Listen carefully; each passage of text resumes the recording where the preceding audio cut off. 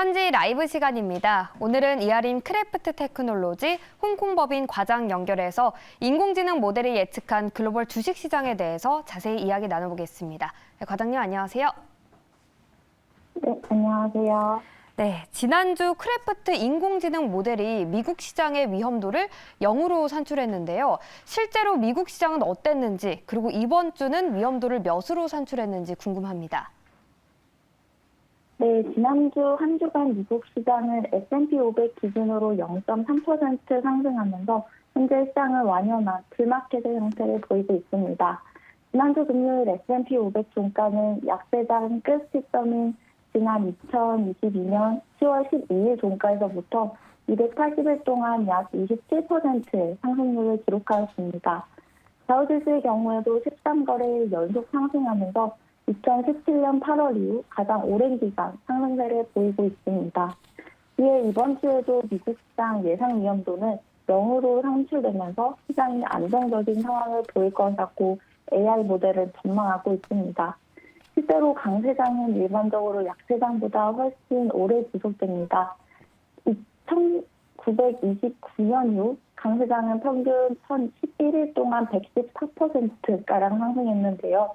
현재 진행형인 상승세가 과거의 평균적인 상승세에 도달하려면 S&P 500은 어느 정도 추가 상승 여력이 남아있는 것으로 현재 보이고 있습니다.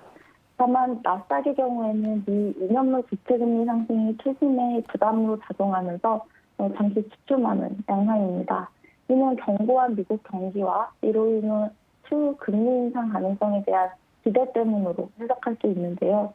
미국 신규 실업시장 성적 견수는 여전히 타이트한 고용시장을 암시하고 있고 IMF는 미국 경제 성장률을 기존 1.6%에서 1.8%로 상향 조정하였습니다. 이러한 배경에서 아직 잡히지 않는 인플레이션에 대한 연준 의사들의 지속적인 매파적 발언이 금리와 달러 하락에 압력을 제한하고 있는 양상입니다. 업종별로 보면 중국 정부의 부양책에 대한 기대감과 또 세부론의 이번 주 양호한 실적 발표 덕분에 에너지 섹터가 최근 가파른 상승률을 보이면서 월초 이후 가장 높은 수익률을 기록하고 있습니다.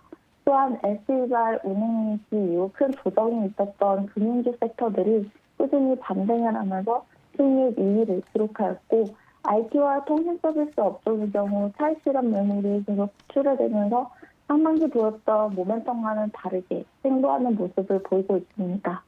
네, 그럼 국내판의 경우에는 국내 주식시장 위험도를 이번 주에 어떻게 보고 있나요? 네, 내일경제와 공동개발한 인공지능 주식 위험 예측지수 국내판의 경우는 지난주 3에서 0으로 위험도를 낮추었습니다.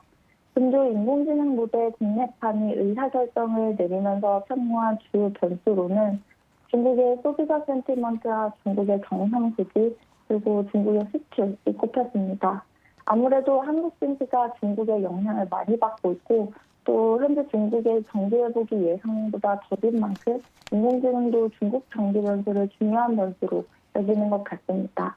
하지만 최근 이슈를 살펴보면 지난주 목요일 중국의 중앙은행인 인민은행이 경기 둔화 우려에도 불구하고 사실상 기준금리인 대출구대 금리를 동결했습니다. 지난달 20일 대출구대 금리를 0.1%포인트 인하한 이후 한 달째 같은 수치가 유지된 것인데요.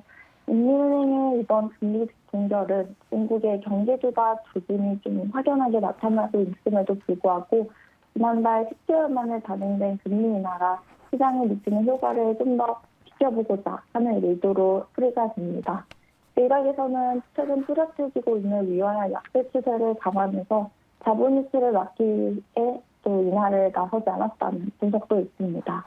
한편 24일 신화통신 등 중국 관영 매체들에 따르면 이번 주 열린 중앙정치국 회의에서 중국 공산당은 코로나19 일상 회복 이후에도 경제 회복에 기대에 못 미치는 이유를 내수 부진과 부동산 리스크 그리고 외부 환경의 어려움으로 꼽으면서 좀 더 구체적인 정책적 대응을 요구하였습니다.